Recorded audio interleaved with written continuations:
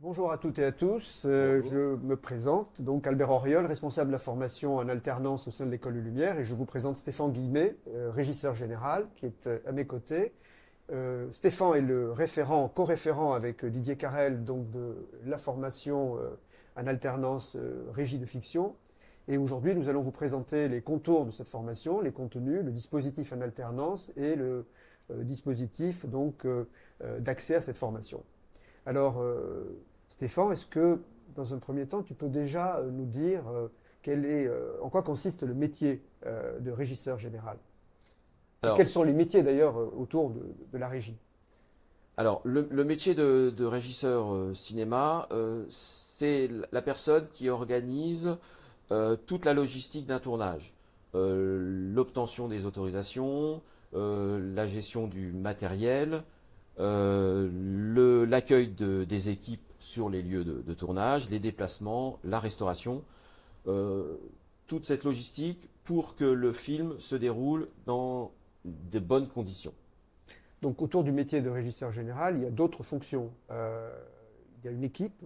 On commence, je crois, Auxiliaire. auxiliaire, c'est ça? Puis régisseur adjoint. Exactement. Alors, suivant la taille du projet, il peut y avoir un ou plusieurs régisseurs adjoints, mais l'équipe est généralement composée d'un régisseur général, d'un régisseur ou d'une régisseuse adjointe et d'auxiliaires qui sont généralement au nombre de 3, 4, 5, suivant l'ampleur du projet, la taille du film.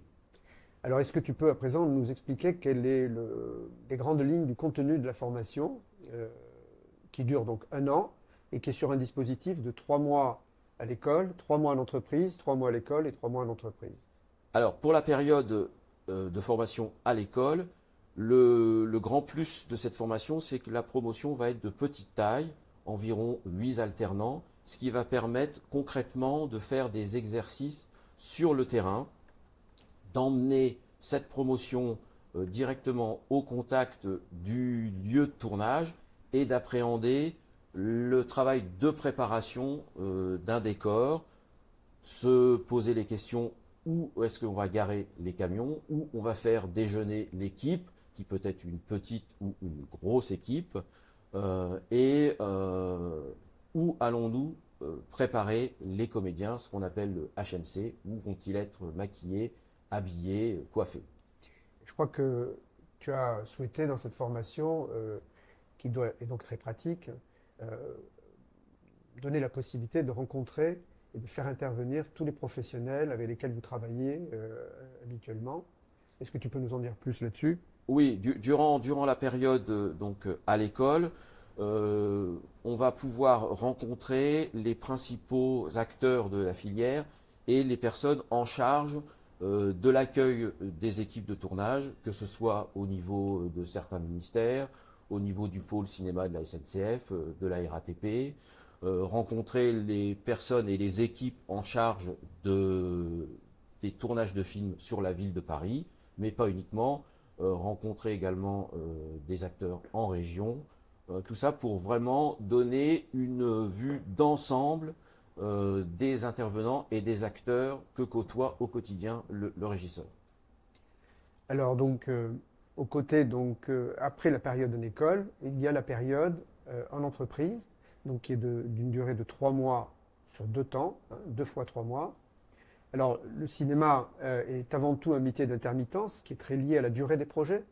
Donc, il était difficile d'imaginer que les alternants puissent être embauchés par une seule structure. Donc, ici, ils seront embauchés par un groupement d'employeurs qui ensuite va les mettre à disposition des entreprises sur des périodes qui peuvent aller d'une semaine à 2 semaines, 3 semaines, voire un mois ou plus, qui est donc un avantage qui va permettre d'avoir une grande richesse d'expériences, d'avoir de nombreuses expériences sur l'ensemble de l'année. On espère sur la deuxième période un long métrage, c'est l'objectif que l'on se fixe, et donc avec une grande richesse d'expérience tout au long de la période en entreprise.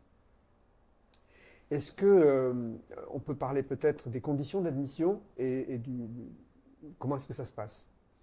Alors, les candidats, la sélection se fait essentiellement sur présentation d'un CV. Il faut peut-être rappeler que cette formation est ouverte aux titulaires d'un bac plus 2. Absolument. avec une limite d'âge de 29 ans. 29 C'est un ans. contrat d'apprentissage, oui. Et cette sélection va se faire essentiellement lors de visioconférences où il va falloir déterminer la motivation de l'alternant et surtout sa compréhension du métier et son aptitude à se projeter pour une carrière longue.